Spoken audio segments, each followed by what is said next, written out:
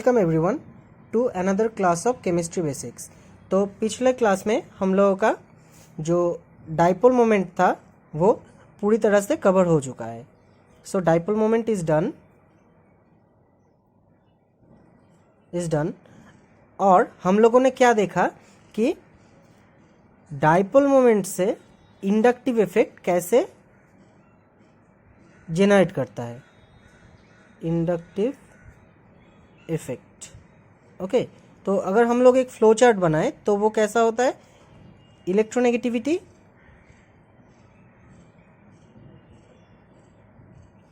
वहां से फॉर्मेशन होता है डाइपोल मोमेंट का,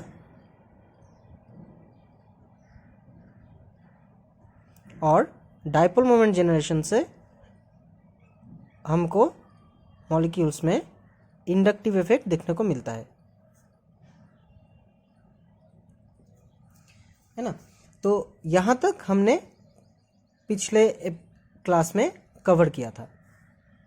तो अगर आप लोगों ने डाइपोल मोमेंट या फिर इलेक्ट्रोनेगेटिविटी वाला जो मेरा जो वीडियो है वो अगर आप लोगों ने नहीं देखा तो फिर अभी जाके देख लीजिए, क्योंकि उसका जो कॉन्सेप्ट है वो हमारे यहाँ पे इंडक्टिव इफेक्ट को समझने के लिए बहुत इम्पोर्टेंट होने वाला है। तो आज का टॉपिक शुरू करते हैं।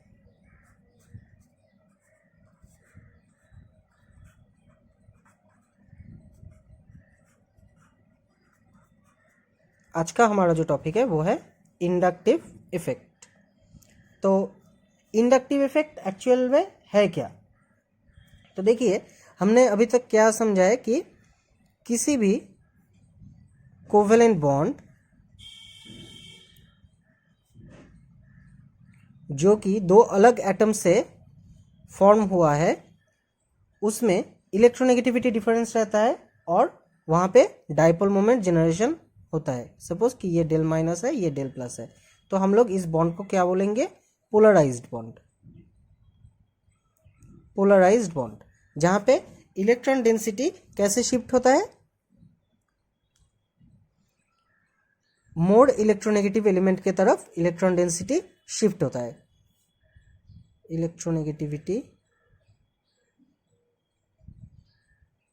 उसका जो ऑर्डर है वो है B is greater than A। तो इतना तो आप सभी को पता है। तो अभी एक चीज आप लोग देखिए कि अगर हम लोग ऐसा एक एग्जांपल कंसीडर करें, CCl बॉन्ड है, क्लोरीन क्या है, ज्यादा इलेक्ट्रोनेगेटिव है,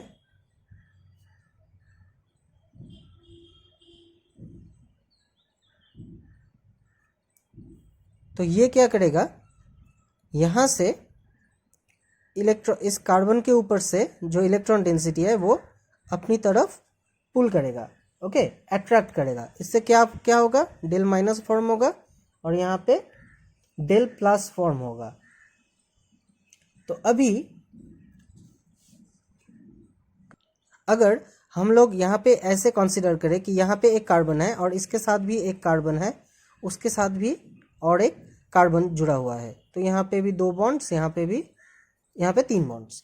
तो अब क्या होगा कि कार्बन के ऊपर पॉजिटिव चार्ज डेवलप हुआ है, किसी भी एटम के ऊपर पॉजिटिव चार्ज डेवलप होना मतलब उसका इलेक्ट्रोनेगेटिविटी इंक्रीज करना।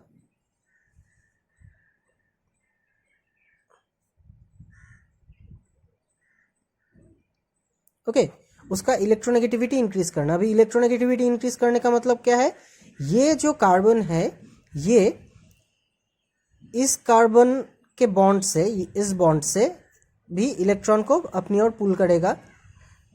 तो यहाँ पे क्या हुआ, यहाँ पे भी पार्शियल पॉजिटिव चार्ज डेवलप करेगा। अब इसका भी इलेक्ट्रोनेगेटिविटी थोड़ा बढ़ चुका है, तो ये फिर से यहाँ से इलेक्ट्रॉन अपनी ओर पुल करेगा, तो यहाँ पे भी पार्शियल पॉजिटिव चार्ज डेवलप हुआ है। पर ये आप लोग इस चीज को अच्छी तरह से देखिए कि यहाँ पे जो क्लोरीन है, ये क्लोरीन एटम क्या कर रहा है, ये डायरेक्टली कार्बन के साथ बॉन्डेड है ना। तो ये जितना इफेक्टिवली बॉन्डेड इलेक्ट्रॉन को अपनी ओर खींचेगा, कार्बन उतना इफेक्टिवली इस कार्बन से या फिर इस बॉन्ड से इलेक्ट्रॉन को उतना पुल नहीं कर पाएगा। हाँ, तो इसलिए क्या होता है कि इस कार्बन के ऊपर जितना पॉजिटिव चार्ज जनरेट होता है, पार्शियल पॉजिटिव चार्ज, वो इस कार्बन के मुकाबले कम है। सिमिलरली इस कार्बन में उससे भी कम पॉजिटिव चार्ज जनरेट होगा। तो पार्शियल पॉजिटिव चार्ज का ऑर्डर क्या है? डेल प्लस सबसे ज़्यादा है, उसके बाद डेल डेल प्लस, और उसके बाद डेल डेल डेल प्लस। ओके, तो ऐसा जो पॉजिटिव चार्ज, देखिए कि ये एक कोवेलेंट बॉन्ड है, तो इस क्लोरीन की वजह से इस बॉन्ड में भी पोलराइजेशन आया है। तो अगर हम लोग सिर्फ इसी बॉन्ड को कंसीडर करें तो क्या होता कि ये कार्बन अपनी ओर इलेक्ट्रॉन खींच रहा है, तो इसका मतलब यहाँ पे इलेक्ट्रॉन डेंसिटी इंक्रीज करेगा और इसमें डिक्रीज करेगा, तो यहाँ पे भी पार्शियल पोलराइजेशन हो रहा है।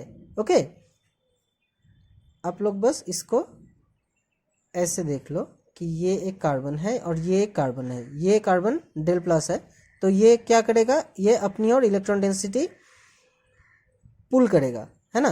तो यहाँ पे भी पार्शियल पॉजिटिव चार्ज इंक्रीज होगा और यहाँ पे पार्शियल पॉजिटिव चार्ज जितना पहला था उससे थोड़ा कम हो जाएगा। तो हम लोग यहाँ पे बोल सकते हैं कि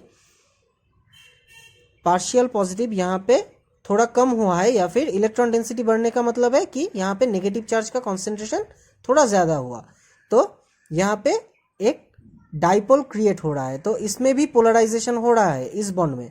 तो इस क्लोरीन की वजह से इस बॉन्ड में भी पोलराइजेशन हो रहा है, इस कार्बन के वजह से इस बॉन्ड में भी पोलराइजेशन हो रहा है। पर पोलराइजेशन का एक्सटेंट क्या है? यहाँ पे सबसे ज़्यादा है, उसके बाद यहाँ पे है, उसके बाद यहाँ पे है।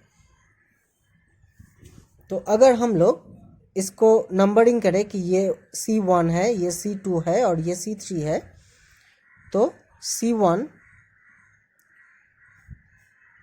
C2 बॉन्ड का जो पोलराइजेशन है वो सबसे ज़्यादा है, C2 C3 बॉन्ड का जो पोलराइजेशन है वो उससे कम है। ये हम लोगों ने बस यही कंसीडर किया है। और सबसे ज़्यादा कौन होगा? Chlorine C1 bond. Okay, so these are extent of polarization। ये है हमारा एक्सटेंट ऑफ पोलराइजेशन कि इस बॉन्ड के लिए, कार्बन क्लोरीन बॉन्ड के लिए, इनके ऊपर भी पोलराइजेशन हो रहा है। तो इसी चीज़ को हम लोग बोलते हैं इंडक्टिव इफेक्ट, क्योंकि यहाँ पे इस कार्बन क्लोरीन बॉन्ड के लिए इस बॉन्ड पे इलेक्ट्रॉन इंडक्शन हो रहा है ना। और इस बॉन्ड के लिए, इस कार्बन कार्बन बॉन्ड के लिए यहाँ पे इलेक्ट्रॉन इंडक्शन हो रहा है, तो इसीलिए इस इफेक्ट को बोलते हैं इंडक्टिव इफेक्ट। तो इसको हम लोग अगर लैंग्वेज में एक्सप्रेस करें तो क्या होता है कि bond polarisation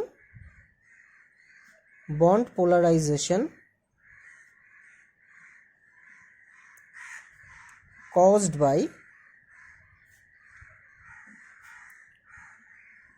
adjacent polar bond और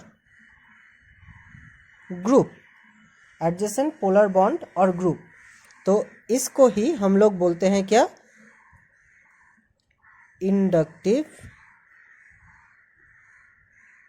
इफेक्ट। तो इसी तरह से अगर कोई भी इलेक्ट्रॉन, कोई भी अगर ऐसा ग्रुप हो जैसे कि लिथियम, यहाँ पे एक कार्बन है, ये कार्बन, ये कार्बन, तो लिथियम क्या करेगा? लिथियम इलेक्ट्रॉन पुश करेगा, है ना, क्योंकि लिथियम डेल प्लस रहता है और ये इलेक्ट्रॉन पुश करता है।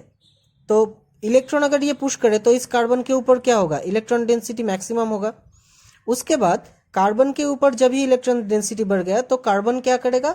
वो अपने आसपास उतना इलेक्ट्रॉन डेंसिटी एक्युमुलेट नहीं कर सकता, तो वो थोड़ा इलेक्ट्रॉन डेंसिटी यहाँ पे भी शेयर कर देगा इस कार्बन बॉन्ड के ऊपर। तो यहाँ पे भी थोड़ा इलेक्ट्रॉन डेंसिटी बढ़ गया, पर उतना नहीं जितना लिथियम की वजह से इस कार्बन पे हुआ है। उसके बाद इस कार्बन में भी थोड़ा बहुत इलेक्ट्रॉन डेंसिटी इंक्रीज हुआ, तो ये कार्बन क्या करेगा? वहां से इलेक्ट्रॉन डेंसिटी थोड़ा बहुत इस कार्बन की तरफ शिफ्ट कर देगा, तो यहाँ पे थोड़ा इलेक्ट्रॉन डेंसिटी इंक्रीज होगा। तो प्रीवियस ये जो हमारा ऑर्डर था, सिमिलरली यहाँ पे भी डेल माइनस सबसे ज़्यादा है, डेल डेल माइनस उससे कम, del del minus, del del del minus ये सबसे कम है। तो हमारा पोलराइजेशन का जो ऑर्डर है, अगर ये C1, ये C2 और C3 है, तो फिर lithium carbon bond C1 bond ये सबसे ज़्यादा पोलर है,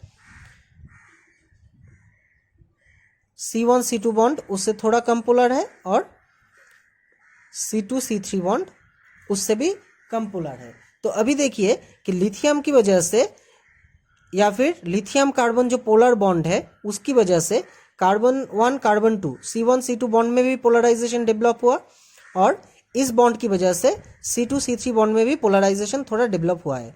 तो डेफिनेशन के साथ मैच करते हैं कि bond polarisation caused by adjacent polar bond और ग्रुप।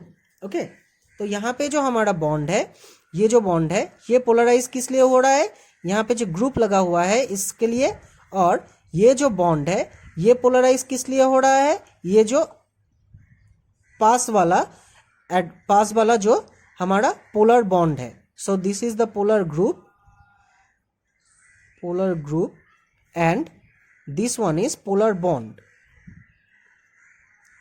तो इनकी वजह से इन सब कार्बन कार्बन बॉन्ड में भी पोलराइजेशन हो रहा है, तो इसी को हम लोग इंडक्टिव इफेक्ट बोलेंगे। एक और चीज़ जो आपको याद रखना है कि हमारा जो इंडक्टिव इफेक्ट है, यहाँ पे सपोज एक ग्रुप है, जो इंडक्टिव इफेक्ट है वो सिर्फ सिग्मा बॉन्ड के लिए ही ऑपरेट करेगा। Okay, so inductive effect is applicable for sigma bond only। Okay, तो यहाँ पे सिर्फ सिग्मा बॉन्ड के लिए ही इंडक्टिव इफेक्ट एप्लीकेबल है, या अगर यहाँ पे डबल बॉन्ड रहा तो वहाँ पे इंडक्टिव इफेक्ट एप्लीकेबल नहीं होगा, सिर्फ सिग्मा बॉन्ड के लिए ही इंडक्टिव इफेक्ट एप्लीकेबल है। अगर डबल बॉन्ड रहा तो उसमें क्या इफेक्ट होगा वो हम लोग बाद में जानेंगे इलेक्ट्रोमेरिक इफेक्ट में। इलेक्ट्रोमेरिक इफेक्ट में, okay, for pi bond, this are, ये सब पाई बॉन्ड्स के लिए है, तो ये भी हम लोग आगे चल के डिस्कस करेंगे। तो ये इंडक्टिव इफेक्ट क्या है, मेनली सिग्मा बॉन्ड के लिए, जहाँ पे सिर्फ सिग्मा इलेक्ट्रॉन का डिस्प्लेसमेंट होता है। ठीक है, तो ये परमानेंट इफेक्ट जो है वो सिग्मा बॉन्ड के लिए है, और यहाँ पे सिर्फ सिग्मा इलेक्ट्रॉन ही डिस्प्लेसमेंट होता है, यहाँ पे पाई इलेक्ट्रॉन का कोई रोल नहीं है। तो जितना भी डिस्टेंस बढ़ेगा, सपोज कीजिए कि ये एक ग्रुप है, ये कार्बन का चेन है, तो इस ग्रुप से ये एक पोलर ग्रुप भी हो सकता है, पोलर ग्रुप भी हो सकता है, एक सिंगल एटम या फिर कोई ग्रुप, या फिर ये एक पोलर बॉन्ड भी हो सकता है, पोलर बॉन्ड ये भी हो सकता है। तो इससे जितना डिस्टेंस बढ़ेगा इंडक्टिव इफेक्ट उतना ही कम होता जाएगा। Okay, the effect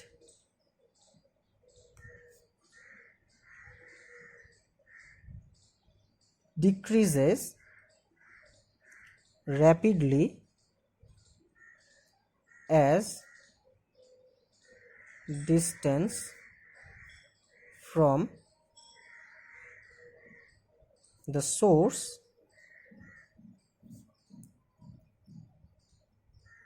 increases। ठीक है, तो ये जो हमारा इलेक्ट्रॉन डोनेशन हो या फिर विथड्रॉ हो, तो इसका जो इफेक्ट है वो क्या होगा, जितना डिस्टेंस बढ़ेगा इस ग्रुप से, जितना भी डिस्टेंस बढ़ेगा उतना ये कम होता जाएगा। इसके ऊपर सबसे ज़्यादा होगा C1, C2, C3, C4। तो C1 के ऊपर सबसे ज़्यादा इफेक्ट होगा, उसके बाद C2 के ऊपर, उसके बाद C3, उसके बाद C4। C4 में सबसे कम।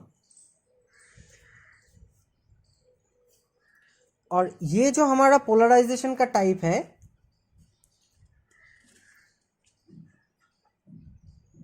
दिस टाइप ऑफ पोलराइजेशन ये क्या है, ये परमानेंट है, परमानेंट इफेक्ट है। ओके, और ये पोलराइजेशन ऑफ कोवेलेंट बॉन्ड ये भी परमानेंट है, ये चेंज नहीं होता है। कि सपोज कि ये CH3 Cl है, यहाँ पे 2 हाइड्रोजन है। ओके, तो इस Cl की वजह से इस CC बॉन्ड का जो पोलराइजेशन होगा, ये डेल प्लस यहाँ पे ज़्यादा होगा और यहाँ पे ये डेल डेल प्लस होगा। तो इस बॉन्ड का जो पोलराइजेशन है, this polarisation is permanent, permanent polarisation. Okay, क्योंकि ये चेंज नहीं होगा, ये किसी भी कंडीशन में ये चेंज नहीं होगा, ये हमेशा ही ऐसा ही रहेगा। ये एक बार फॉर्म हो गया, एक बार इसका पोलराइजेशन हो गया तो ये ऐसा ही रहेगा, ऐसा नहीं है कि ये फ्लक्चुएट करता रहे। ठीक है, इंडक्टिव इफेक्ट, इसको कौन कंट्रोल करता है? Electronegativity.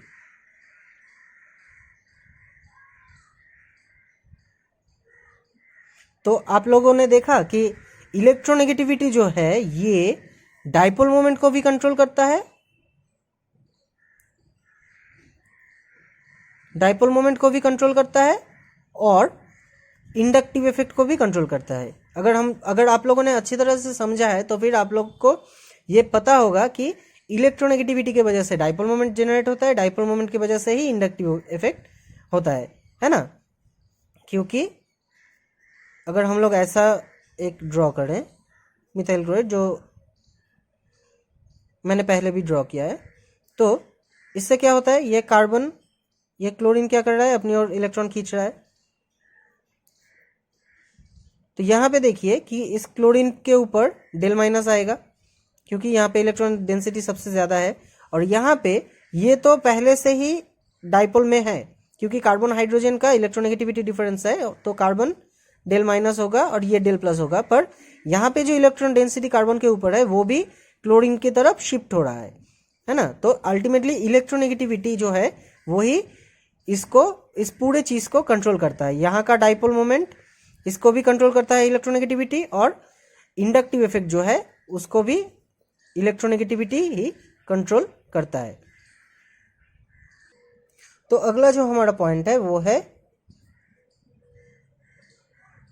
Types of groups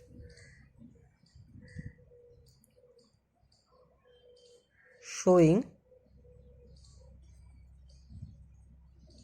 inductive effect। एक क्या हो सकता है, एक इलेक्ट्रॉन विथड्रॉ कर सकता है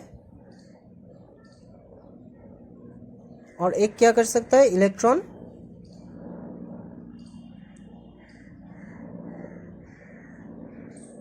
donating. Okay, electron donating group ये एक हो सकता है जो इलेक्ट्रॉन डोनेशन करेगा। अभी कैसे ये हम लोग देखते हैं। एक क्या होता है कि सपोज ये एक क्लोरीन है, ये कार्बन है और यहाँ पे और एक कार्बन बॉन्ड है। तो क्लोरीन क्या करेगा, मैं बाकी बॉन्ड्स को नहीं शो कर रहा हूँ ताकि आपको समझने में आसानी हो। ये क्लोरीन क्या करेगा, यहाँ पे परमानेंट पोलराइजेशन करेगा क्योंकि ये डेल माइनस होगा, ये डेल प्लस होगा। अभी इस कार्बन कार्बन बॉन्ड में भी ये पोलराइजेशन डेवलप करेगा। ओके, तो क्लोरीन क्या कर रहा है, ये बॉन्ड के इलेक्ट्रॉन को अपनी तरफ खींच रहा है ना। तो इलेक्ट्रॉन यहाँ पे इस बॉन्ड से या फिर इस एटम से विथड्रॉ हो रहा है, ये ऐसे शिफ्ट होता है। ये अगर हम लोग इलेक्ट्रॉन डेंसिटी को ऐसे रिप्रेजेंट करें तो ये ऐसे शिफ्ट होगा। ओके, तो ये क्या हो रहा है, क्लोरीन अपनी इलेक्ट्रोनेगेटिविटी की वजह से बॉन्डेड इलेक्ट्रॉन को विथड्रॉ कर रहा है इस कार्बन के ऊपर से। तो इसका मतलब ये इलेक्ट्रॉन विथड्रॉइंग ग्रुप है।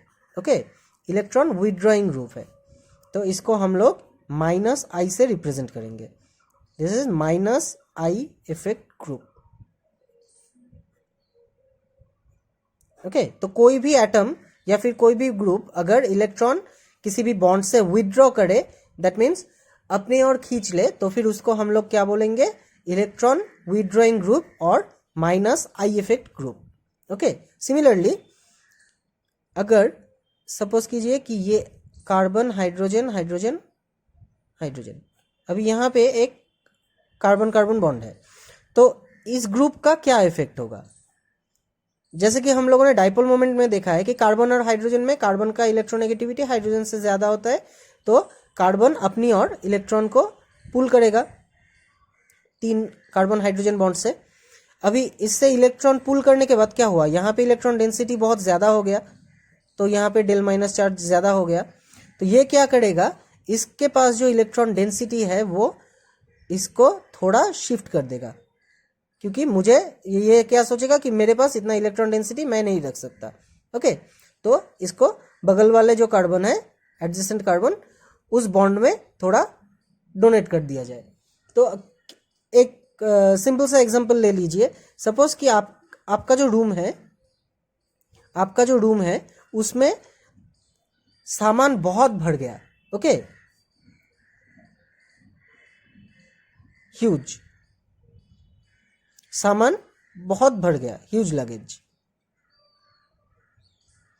तो क्या होगा, आप क्या करोगे, अपने रूम से यहां से थोड़ा सामान आप पास वाले रूम में शिफ्ट कर दोगे, है ना। Shift some things to next room। तो अगर आप ऐसा करोगे कि आपके अपने कमरे में थोड़ा ज़्यादा सामान हो गया, तो आप पास वाले कमरे में कुछ सामान शिफ्ट कर दोगे, तो फिर कार्बन भी ऐसा करेगा। ओके, क्योंकि इसमें इलेक्ट्रॉन डेंसिटी बहुत ज़्यादा हो गया, तो ये इलेक्ट्रॉन डेंसिटी को किसी के ऊपर थोड़ा ज़्यादा शिफ्ट कर देगा। इसका मतलब क्या हुआ, ये इलेक्ट्रॉन डेंसिटी को पुश कर रहा है, यहाँ से ऐसे डायरेक्शन में ये पुश कर रहा है इलेक्ट्रॉन डेंसिटी को, है ना। तो अगर इलेक्ट्रॉन डेंसिटी यहाँ पे पुश हो रहा है, तो इसको हम लोग बोलेंगे कि इलेक्ट्रॉन डोनेटिंग, क्योंकि ये इलेक्ट्रॉन डोनेट कर रहा है इस बॉन्ड में, इलेक्ट्रॉन डेंसिटी को डोनेट कर रहा है इस कार्बन कार्बन बॉन्ड में, तो ये हो गया हमारा इलेक्ट्रॉन डोनेटिंग ग्रुप। ओके, अभी हम लोग कुछ एग्जाम्पल्स देखेंगे +I इफेक्ट ग्रुप और -I इफेक्ट ग्रुप का। +I इफेक्ट ग्रुप क्या क्या हो सकता है, जैसे कि CH3, C2H5, OMe, नहीं सॉरी OMe नहीं होगा, O- होगा, CO2- होगा, हाइड्रोजन होगा, डॉयट्रियम होगा। तो अभी ये सब क्या करेंगे, देखिए आप लोग कि सभी में इलेक्ट्रॉन डेंसिटी ज़्यादा है। अगर मैं पिक्चर ड्रॉ करूँ तो ऐसा दिखेगा, C हाइड्रोजन हाइड्रोजन हाइड्रोजन, यहाँ पे इलेक्ट्रॉन डेंसिटी कार्बन की तरफ होगा, तो ये डेल माइनस, इसमें electron density is high, electron density high. Similarly यहाँ पे अगर आप और एक CH2 डाल दोगे, तो यहाँ पे क्या होगा, ये इलेक्ट्रॉन डेंसिटी शिफ्ट कर रहा है इस कार्बन के ऊपर, यहाँ से भी इलेक्ट्रॉन डेंसिटी कार्बन के ऊपर शिफ्ट हो रहा है, तो ये पूरा का इफेक्ट ये पास वाले कार्बन के ऊपर शिफ्ट करेगा। ओके, इलेक्ट्रॉन डेंसिटी पास वाले कार्बन के ऊपर शिफ्ट करेगा, तो ये भी एक +I इफेक्ट ग्रुप बन गया। अभी यहाँ पे जो नेगेटिव चार्ज है CO2-, O-, तो ये सभी क्या होगा, ये सभी जैसे कि नेगेटिवली चार्ज है, इसका मतलब इलेक्ट्रॉन डेंसिटी बहुत ज़्यादा है, तो ये लोग क्या करेंगे, इलेक्ट्रॉन पुश करेंगे, electron density push to the adjacent atom और बॉन्ड। ओके, तो ऐसे इलेक्ट्रॉन डेंसिटी ये लोग पुश करेंगे क्योंकि इनके खुद के पास ही इलेक्ट्रॉन बहुत ज़्यादा है। तो इसका अगर हम लोग ऑर्डर लिखे तो फिर ऑर्डर कैसे होगा, O माइनस का सबसे ज़्यादा, CO2 माइनस, उसके बाद C2H5, उसके बाद CH3, उसके बाद डॉयट्रियम। ओके, तो ये बन गया हमारा ऑर्डर। अभी CO2 में क्यों ऑक्सीजन से कम होता है, इसका रीजन हम लोग बाद में देखिए एक्सप्लेन करेंगे। ओके, अभी minus effect, minus I effect मतलब जो इलेक्ट्रॉन विथड्रॉइंग ग्रुप है उसका ऑर्डर देख लेते हैं। Minus I effect group, minus I effect group क्या क्या होता है देखिए। इलेक्ट्रोनेगेटिविटी किसका सबसे ज्यादा होगा, पॉजिटिवली चार्ज्ड,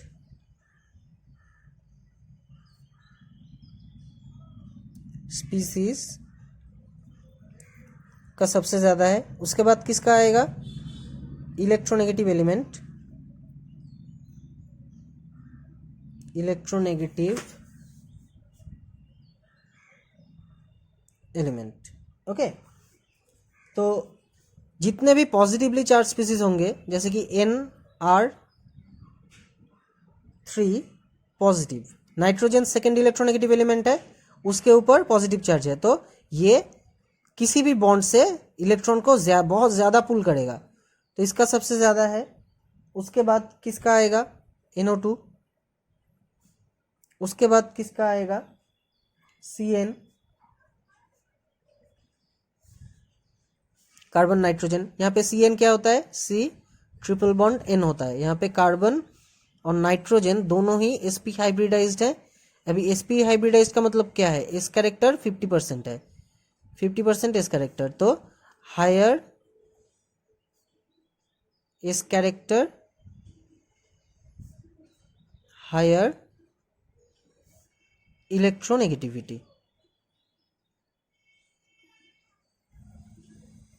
अभी देखिए ये नाइट्रोजन खुद सेकेंड इलेक्ट्रोनेगेटिव एलिमेंट है, सॉरी थर्ड इलेक्ट्रोनेगेटिव एलिमेंट है, और यहाँ पे भी मैंने शायद सेकेंड इलेक्ट्रोनेगेटिव बोला कि ये थर्ड इलेक्ट्रोनेगेटिव है, थर्ड इलेक्ट्रोनेगेटिव एलिमेंट मैं लिख देता हूँ। ओके, तो थर्ड इलेक्ट्रोनेगेटिव एलिमेंट है, उसके ऊपर sp है, sp हाइब्रिडाइज्ड है, तो इसका इंडक्टिव पुल बहुत ज़्यादा होगा। उसके बाद किसका आएगा, COOH, उसके बाद fluorine, chlorine, bromine, iodine, OH, AR मतलब aryl group, that means phenyl benzene system, substituted benzene. Okay, substituted benzene. तो ये जो हमारा फंक्शनल ग्रुप्स है या फिर एटम्स है, इनका जो माइनस आई इफेक्ट ग्रुप का ऑर्डर है वो कुछ इस तरीके का है। देखिए कि पॉजिटिवली चार्ज स्पीसीज सबसे आगे आता है, NR3+। ऐसे बहुत सारे पॉजिटिवली चार्ज स्पीसीज हो सकते हैं जहाँ पे जैसे कि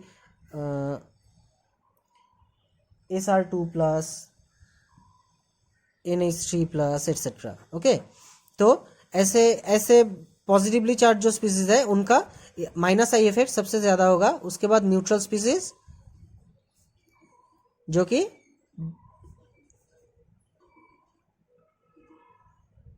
डबल बॉन्डेड स्पीसीज है। यहाँ पे देखिए कि ऑक्सीजन sp2 हाइब्रिडाइज्ड है और ये सेकेंड इलेक्ट्रोनेगेटिव है, तो नाइट्रोजन ऑक्सीजन इलेक्ट्रॉन पुल करेगा, नाइट्रोजन के ऊपर पॉजिटिव चार्ज डेवलप होगा ज़्यादा, दो ऑक्सीजन है तो ज़्यादा पॉजिटिव चार्ज डेवलप होगा और ये ज़्यादा से ज़्यादा इलेक्ट्रॉन पुल करेगा। सिमिलरली साइनाइड के लिए भी मैंने बोला। उसके बाद आता है हमारा सबसे ज़्यादा इलेक्ट्रोनेगेटिव एलिमेंट फ्लोरीन, उसके बाद क्लोरीन, ब्रोमीन, आयोडीन, ऐसे। ओके, तो ये हो गया हमारा माइनस आई इफेक्ट ग्रुप का एग्जाम्पल और इसका ऑर्डर। तो आई थिंक आप सभी को इंडक्टिव इफेक्ट और इंडक्टिव इफेक्ट ग्रुप का क्लासिफिकेशन अच्छी तरह से समझ में आया है। तो अगर आपको ठीक से समझ में आया तो मुझे कमेंट में बताइए। अगर आपको ये टॉपिक अच्छा लगा तो फिर वीडियो को लाइक कीजिए। अपने यंगर सिबलिंग्स के साथ भी आप लोग शेयर करते हैं, क्लासमेट्स के साथ भी ये शेयर कर सकते हैं जो कि केमिस्ट्री पढ़ रहे हैं और जो एग्ज़ाम के लिए प्रिपेयर कर रहे हैं और जिनको कॉन्सेप्ट समझ में नहीं आता है ठीक से। ओके, तो उन सबको आप लोग शेयर कर सकते हैं। और हाँ, जो मेरे चैनल पे नए हैं तो उन लोगों से भी मेरा एक रिक्वेस्ट है कि आप लोग प्लीज़ सब्सक्राइब कीजिए और वीडियो को पूरी तरह से देखिए, ताकि आप लोगों को भी केमिस्ट्री का जो फंडामेंटल है ऑर्गेनिक केमिस्ट्री का, उसका हर एक टॉपिक का हर एक डिटेल बहुत अच्छी तरह से समझ में आए। तो आज के लिए बस इतना ही। मिलते हैं अगले क्लास पे। अगला टॉपिक होगा इंडक्टिव इफेक्ट का एप्लीकेशन के ऊपर। ओके, तो आज तक के लिए इतना ही। So thank you. Stay healthy, stay well and study well.